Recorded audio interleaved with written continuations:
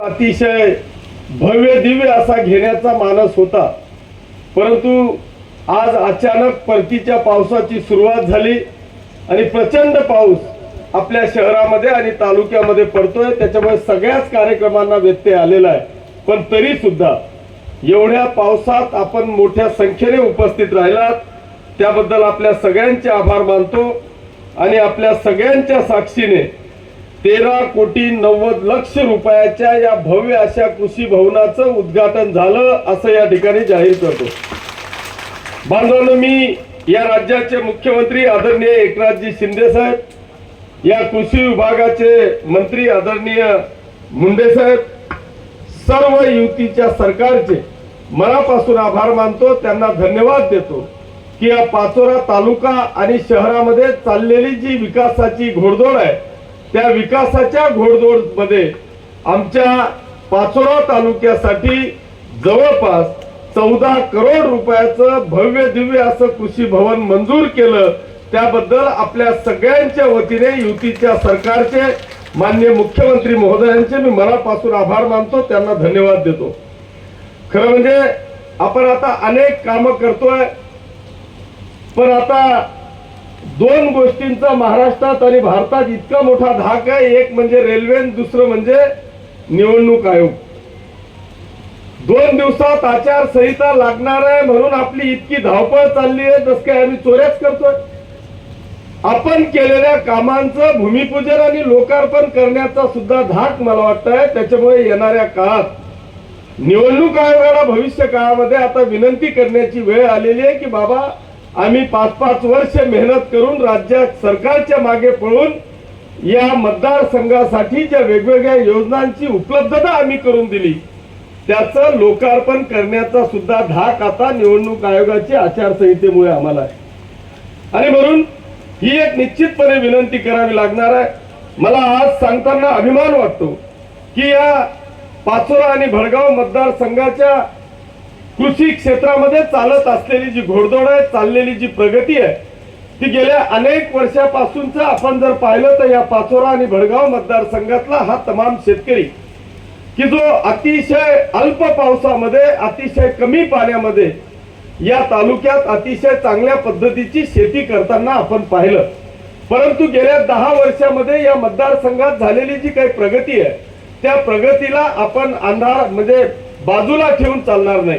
या पाचोरा आणि भडगाव मतदारसंघातल्या शेतकऱ्यांची प्रगती जर का आपण पाहिली तर बांधवांनो, या मतदारसंघामध्ये वीज, पाणी आणि रस्ता या जे काही 3 गोष्टींची उपलब्धता आमच्या शेतकरी बांधवांसाठी असणं गरजेचं असतं, ती उपलब्धता करून देण्याचं काम आपण मागच्या या 10 वर्षामध्ये पाचोरा आणि भडगाव मतदारसंघामध्ये करून देण्याचा प्रयत्न केला। मला आज सांगताना म्हणजे आनंद होतो की आज गेल्या अनेक वर्षापासून मी पाहतोय की ते परंपरागत आमचे काही शेतकरी बांधव होते की त्यांच्याकडे आपण एक प्रगतशील शेतकरी म्हणून पाहत होतो।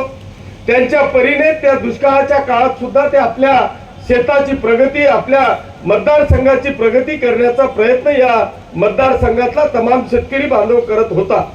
परंतु मी या 10 वर्षामध्ये पाहिलं की आता या पाचोरा आणि भडगाव तालुक्यातला आमचा तरुण शेतकरी कुठेतरी प्रगतीच्या दिशेने, त्या शेतीच्या दिशेने आता वळायला लागलेला आहे। हा तरुण आता शेताकडे वळल्यामुळे आधुनिक शेती आपल्याला पाहायला मिळते। जी परंपरागत शेती होती ती आता कुठेतरी बाजूला जाताना दिसले आणि आमचा शेतकरी आता खऱ्या अर्थाने ही शेती ह्याच माझा व्यवसाय आहे, व्यावसायिक दृष्टिकोनातून आता शेतीकडे पाहायला लागलाय, याचा आम्हाला सार्थ अभिमान आहे। आणि म्हणून बांधवांना, आज या सगळ्या वाटचालीमध्ये हे कृषी भवन निर्माण झाल्याच्या नंतर ज्या गोष्टींची, ज्या अत्याधुनिकतेची आवश्यकता आम्हाला सगळ्यांना आहे ती अत्याधुनिकता मला असं वाटतं की हे कृषी भवन निर्मितीच्या नंतर आपल्याला खऱ्या अर्थाने या ठिकाणी पाहायला मिळणार आहे। असे तरुण ज्या वेळेस शेतीकडे वळतात आणि ती शेती जेव्हा प्रगतीच्या दिशेने जाते तर निश्चितपणे आपल्याला सगळ्यांना या गोष्टीचा सार्थ अभिमान आणि आनंद या ठिकाणी बांधवांना होतो। मला आज सांगताना आनंद होतो की आपला हा कृषी विभाग एवढ्या तुटक्या तोडक्या मोडक्या सुविधा असताना सुद्धा एक चांगल्या पद्धतीने, म्हणजे मी पाहिलं की या 5-10 वर्षामध्ये किंवा या मागच्या 5 वर्षामध्ये आम्ही वेगवेगळ्या पद्धतीचे शेतकरी बांधवांचे मेळावे घेतले. मग त्या मोसंबीच्या संदर्भातलं मार्गदर्शन असेल, फळबागाच्या संदर्भातलं मार्गदर्शन असेल, केळीच्या संदर्भात मार्गदर्शन असेल, अशा वेगवेगळ्या पद्धतीचं मार्गदर्शन आपण मागच्या काळामध्ये जिल्हा परिषद गट निहाय या ठिकाणी घेऊन जी काही आपल्याला चालना देता येईल, शेतकऱ्यांना कसं प्रोत्साहित करता येईल, या सगळ्या गोष्टी करण्याचा प्रयत्न आपण या ठिकाणी करतो. आज जर का पाहिलं तर गेल्या अनेक वर्षापासून इतकी वाईट अवस्था आता पावसाची झाली आहे की काहीच सांगता येत नाही. म्हणजे मागचं 2023 मी पाहिलं की उन्हाळा लागला का नाही हे कळत नव्हतं, हिवाळा लागला का नाही कळत नव्हतं. 12चे 12 महिने दर महिन्याला 1-2 दिवस तरी पाऊस यायचा, अशी परिस्थिती आपण आता पाहिली. त्याच्यामुळे हवामानामध्ये प्रचंड असा बदल झालेला आहे. आणि त्यातल्या त्यात आपल्याला या सगळ्या गोष्टींवर जर का मात करायची असेल तर आमचा हा शेतकरी बांधव हवालदिल व्हायचा. मी आज आपल्या या राज्य सरकारचे मनापासून आभार मानतो की अनेकदा असं व्हायचं की आमचा शेतकरी बांधव पीक विमा काढायचा, पण पीक विमा त्याला नुकसान झालेलं नसेल किंवा असेल त्यावेळेस तो पैसे भरताना कुठेतरी अडचणीत असेल तो पीक विमा काढायला कुठेतरी मागे हटायचा. आणि म्हणून जेव्हा नुकसान व्हायचं तर त्याला पीक विम्याची नुकसान भरपाई मिळायची नाही. याचं कारण काय की त्यांनी पीक विमा भरलेला नसायचा. परंतु बांधवांनो, आज आपण सर्व राज्यातल्या तमाम शेतकरी बांधवांनी या युतीच्या सरकारचे माननीय मुख्यमंत्री महोदयांचे आभार मानले पाहिजे. या युतीच्या सरकारला धन्यवाद दिले पाहिजे की या महाराष्ट्रातल्या लाखो शेतकरी बांधवांची 100% मोजणी आपली पीक विम्याची फी ही राज्य सरकारने भरली. आणि त्याचा एक परिपाक म्हणून जर का 2 दिवस आधीची बातमी आपण पाहिली तर मला वाटतं या महाराष्ट्रातल्या तमाम शेतकरी बांधवांच्या अकाउंटवर, खास करून पाचोरा आणि भडगाव मतदारसंघाच्या अकाउंटवर आता पीक विम्याचा पैसा आल्याचा समाधान आणि आनंद माझ्या तमाम शेतकरी बांधवांच्या चेहऱ्यावर होता. हे मला सांगताना आनंद होतो. अर्थात अनेक लोक, आता ते जाऊ द्या, हे राजकीय व्यासपीठ नाही, पण अनेक लोकांच्या लग्नात बुंदी वाढायची सवय आहे, त्याच्यामुळे आता त्याच्यावर मी जात नाही. परंतु हे जे काही एक एक निर्णय राज्य सरकारने घेतले हे अतिशय अभिमानाची आणि स्वाभिमानाची गोष्ट बांधवांनो आपल्या सगळ्यांच्यासाठी आहे. मला तर सांगताना मी आपल्या बाजार समितीचे देखील मनापासून आभार मानेन की आपल्या राज्य सरकारने नाममात्र 1 रुपया आपल्या शेतकरी बांधवांना होता, पण आपल्या बाजार समितीचे सभापती आणि त्यांचे सर्व संचालक मंडळाने तो 1 रुपया सुद्धा भरण्याची तजवीज आमच्या शेतकरी बांधवांना येऊ दिली नाही. पाचोरा आणि भडगाव दोघं तालुक्यामध्ये पीक विम्याचे सेंटर चालू केले. सगळ्यांचा पैसा त्या आपल्या मार्केट कमिटीने भरला आणि 100% शेतकऱ्यांचा पीक विमा काढून देण्याची तजवीज आमच्या बाजार समितीने केली. याचा निश्चितपणे मला या ठिकाणी आनंद आहे.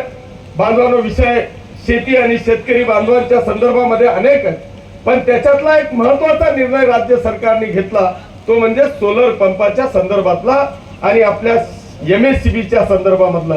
की आज जर का आपण पाहिलं तर या संपूर्ण मतदारसंघामध्ये किंवा राज्यामध्ये शेतकरी बांधवांची अशी अवस्था होती की या विजेच्या लपंडावामुळे शेतकऱ्याला रात्री बेरात्री कधी वीज यायची, त्याच्यामुळे शेतकरी हा कधी वीज बिल भरायला पुढे सरसावायचा नाही. लाखो करोड रुपयाची थकबाकी MSCBची राज्य आणि शेतकरी बांधवांकडे होती. आणि त्याच्यामुळे MSCB म्हणजे महाराष्ट्र विद्युत महामंडळ सुद्धा अडचणीत येत होतं.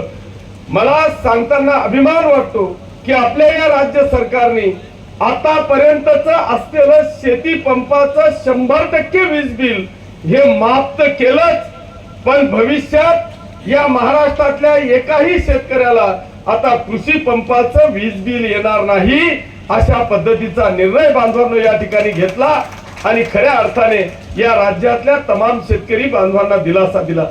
दुसरी मागणी आमच्या शेतकरी बांधवांची होती की रात्री बेरात्री आम्हाला शेतात जावं लागतंय. एका बाजूला बिबट्याचा हल्ला, वाघाचा हल्ला, या सगळ्या गोष्टींचा धाक, विच्छू काट्याचा धाक, हा सगळ्या धाकामुळे आमचा शेतकरी कुठेतरी घाबरला होता. आणि म्हणून या राज्यातल्या तमाम शेतकरी बांधवांना कुठेतरी दिवसा वीज मिळावी.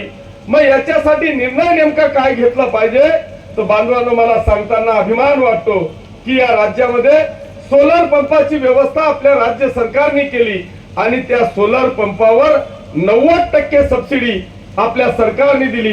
जर तुम्हाला 7.5 हाऊस पॉवरचा पंप लावायचा असेल आणि त्याची किंमत जर का 4.5 लाख रुपये असेल तर त्याच्यावर 90% सबसिडी आणि 40,000 रुपये तुम्ही फक्त भरा आणि 1 महिन्याच्या आत 7.5 हाऊस पॉवरचा पंप आपल्या शेतात लावा. अशा पद्धतीची सुंदर अशी योजना आपल्या या राज्य सरकारने शेतकरी बांधवांसाठी घेतली.